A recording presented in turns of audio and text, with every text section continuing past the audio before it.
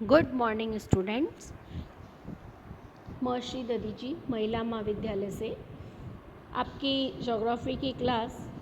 आज अपन राजस्थान की मिट्टियों के बारे में पढ़ेंगे, है ना। राजस्थान की जो मिट्टियाँ हैं उनके बारे में, हमारी जो कर्म भूमि जो है ना, जिसमें कि सभी मिट्टियों का मिट्टी जो है एक ऐसा संसाधन है जिसमें कि वनस्पति मूल चट्टानों आदियों का योग से यह बनती है।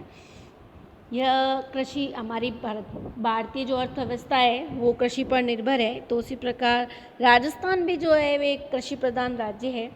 अधिकांश जनसंख्या यहाँ पर इन्हीं पदार्थों से अपना जीविका भी प्राप्त करती है ना।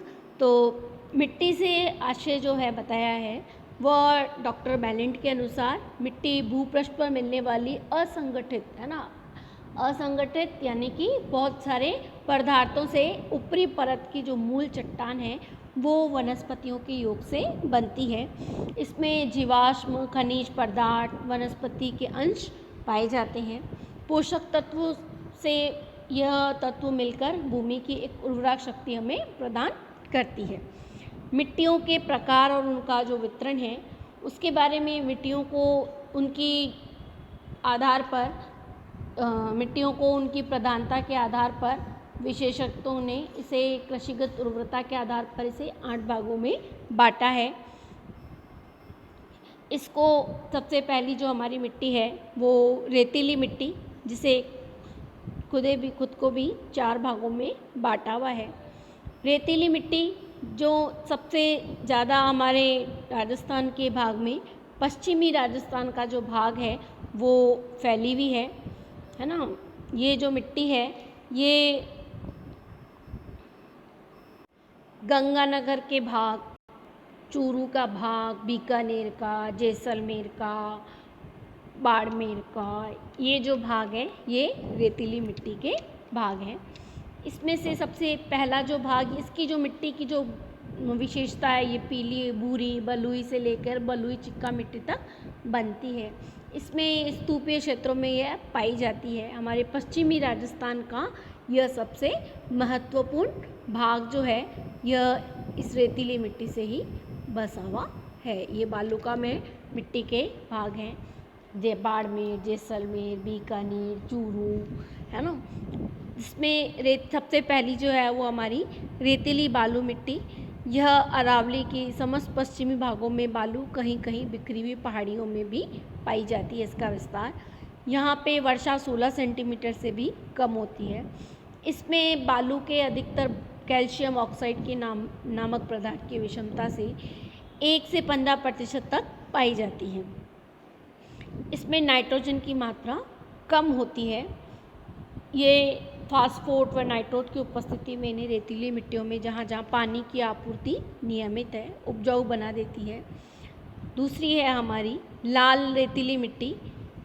यह मिट्टी जो है वो जोधपुर, पाली, जोर, चूरू, झुंझुनू जिलों में पाई जाती है। इसका रंग जो होता है वो पीला भूरा गहरा होता है।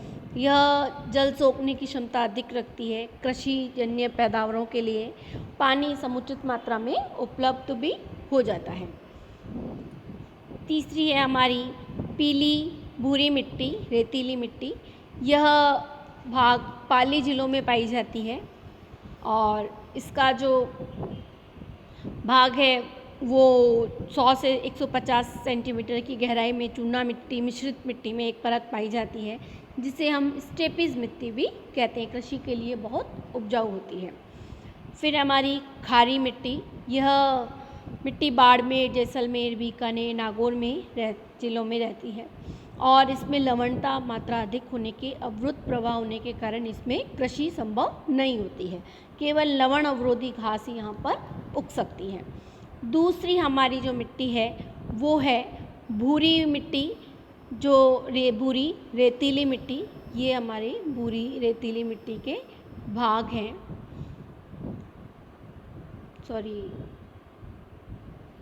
ये धौलपुर, जालोर, सीकर, पाली, नागौर, झुंझुनू आदि जिलों में मिलती है। इसके ये जो खड़े भाग आप देख रहे हैं, इन भागों के ये मिट्टी का अधिक बसाव है। ये अरावली पर्वतमाला के पश्चिम के भाग में समतल क्षेत्र में है। इसमें भूमिगत 30 मीटर से लेकर 125 मीटर की गहराई में ये मिलती है। यहाँ फास्फेट व तत्व अच्छी मात्रा में पाए जाते हैं। मिट्टी की उर्वरता नाइट्रोजन की उपस्थिति के कारण अधिक बढ़ जाती है। यह कापीय व चूनेदार कंकड़ों व मिश्रण के रूप में पाई जाती है। यह बनावट के माध्यम से भारी है। मिट्टियों की विषमता वितरण दक्षिण के पहाड़ी क्षेत्रों में दिखाई देते हैं, जबकि उत्तर की ओर कुछ सम और भारी मिट्टियाँ भी पाई जाती हैं। ये हल्की मिट्टियाँ होती हैं, पीली भूरी मध्यम मिट्टियाँ मिलती हैं। नेक्स्ट है हमारी लाल मिट्टी। ये जो मिट्टी है ये लाल मिट्टी के यह अधिक मात्रा में ऑक्साइड के जलयोजन की उच्च के कारण यह मिट्टी पीली व रंगलीवी लोहे की मात्रा के कारण इसमें लाल मिट्टी की अधिकता रहती है। सॉरी, मैं लाल मिट्टी के बारे में। और ये मिट्टी जो है वो कार्बोनेट व ह्यूमस की कमी इसमें पाई जाती है। इसका पीएच का मूल्य 5.5 से लेकर 8.5 के मध्य रहता है। कैल्शियम कार्बोनेट का इसमें अभाव पाया जाता है। यह ग्रेनाइट, शिस्ट व निस इत्यादि चट्टानों में टूटने से बनी होती है। कहीं कहीं पर इसमें लोहस्म कंकड़ भी पाए जाते हैं। तो लोह अंश की उपस्थिति से भी इसको प्रभावित लाल और पीला रंग इसको मिलता है। इसको कई भागों में बांटा गया है, जैसे रेतीली मिट्टी। यह दर्शावली पहाड़ियों के रेत के टीलों से बहुत उबड़ खाबड़ भी दिखाई देती है। यह भुरभुरी होने के कारण जल के सोखने की क्षमता इसमें अधिक होती है। ये घुलनशील लवण व पश्चिम में प्रतिशत व इसमें मिट्टी में बहुत कम पाया जाता है। यह रेतीली तथा कहीं कहीं पर बालू स्तूप व चट्टानें भी दिखाई देती हैं। इसी की ही नेक्स्ट है छिछली व सतही मिट्टी। यह मिट्टी मैं इसके बारे में ही पढ़ा रही हूँ, वो भी आपको, है ना। ये जो मिट्टी है ये अधिक पीली व हल्की भूरी जैसी दोमट मिट्टी की जैसी दिखाई देती है।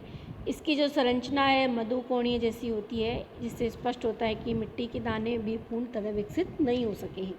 अरावली पर्वतमाला के पहाड़ी क्षेत्रों में कम गहराई में ये मिट्टी पाई जाती है। इसी की नेक्स्ट है गहरी मध्यम भारी मिट्टी। ये मिट्टी पार्श्व संरचना के कारण स्तंभीय खंडों में दिखाई देती है। ये भूरे, गहरे भूरे, हल्के भूरे मिट्टी पाई जाती है।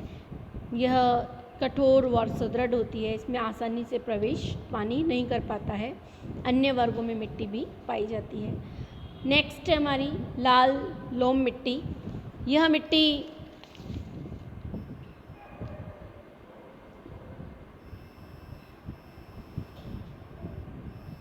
लाल लोम मिट्टी, यह मिट्टी जो है वो डूंगरपुर, उदयपुर दक्षिणी भाग में मिलती है। और इसका जो भाग है वह लाल लोम मिट्टी, जिसके बारे में मैं बता रही हूँ, यह डूंगरपुर, उदयपुर और दक्षिणी भाग में मिलती है। ये स्टफकीय व कायांतरित शैलों से निर्मित है। यह पोटाश, लोहा ऑक्साइड, फास्फोरस की मात्रा इसमें कम पाई जाती है। इसके जो भाग हैं वो हमें यहाँ दिखाई दे रहे हैं।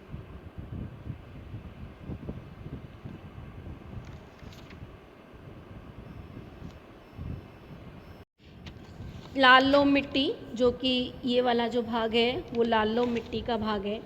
इसमें ऑक्साइड, फास्फोरस, पोटाश आदि की कमी पाई जाती है। इसकी जो विषमताएं हैं वो इसकी बनावट के आधार पर है। मूल चट्टानों से ये बनी होती है। भौतिक और रासायनिक विशेषताओं में इसमें अंतर पाया जाता है। नाइट्रोजन और फास्फोरस की विशेषताएं, ह्यूमस आदि इसमें कम रहते हैं।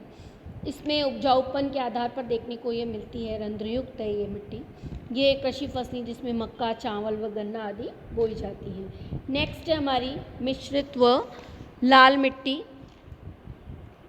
ये जो भाग है वो ये वाला भाग जो है वो हमें दिखाई दे रहा है। ये मिश्रित लाल मिट्टी का भाग है।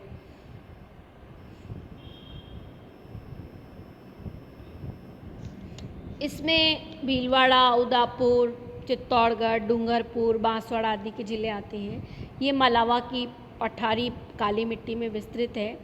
यह मटियार व बलुई दोमट के रूप में पाई जाती है। यह काली मेटेली मिट्टियों में किस्म बहुत उत्तम होती है। ये उपजाऊ भी होती हैं। ये मक्का और कपास के लिए फसलें इसमें प्राप्त की जाती हैं। मध्यम व काली मिट्टी, इस मिट्टी के क्षेत्र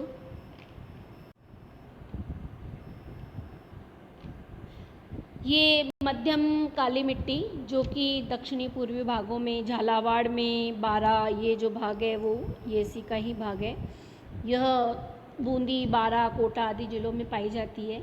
इसमें काली मिट्टी और कछारी मिट्टियों के मिश्रण नदियों की घाटियों में भी पाए जाती हैं। इसमें फास्फेट, नाइट्रोजन और जैविक पदार्थों की कमी पाई जाती है। इसमें कैल्शियम और पोटाश की पर्याप्त मात्रा पाई जाती है। कृषि प्रबंधन पद्धतियों के अनुरूप व्याप्त भी रहती है। यह कृषि के लिए अत्यधिक उपजाऊ होती है। इसे 3 भागों में बांटा गया है: भारी मिट्टी, मध्यम भारी मिट्टी और पीली और लाल मिट्टी। भारी मिट्टी जिसमें कि गहरी घुसर भूरे रंग की रहती है, यह निम्नतम गहराई व परतों में पाई जाती है।